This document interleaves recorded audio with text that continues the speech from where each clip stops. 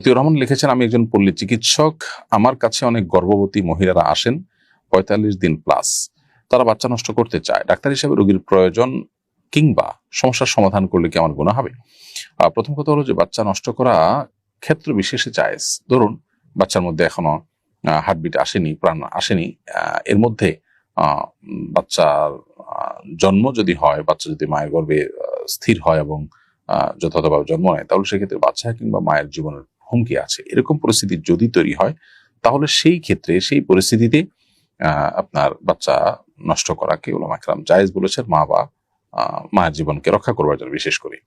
আর যদি এই টাইমটা পার হয়ে থাকে, হার্টবিট চলে আসে, প্রাণ সঞ্চারিত হয়ে যায় শিশুর মধ্যে, তাহলে সেক্ষেত্রে এটাকে উলামা কেরাম নাজায়েজ বলেন। তো খোলাসা কথা হলো, যদি গর্ভবতী মহিলাদের গর্ভপাতের যে ইস্যুটা, এটা যদি জায়েজের মধ্যে পড়ে তাহলে আপনি করতে পারেন, আর যদি নাজায়েজের মধ্যে পড়ে তাহলে সেটা আপনার জন্য করা জায়েজ হবে না।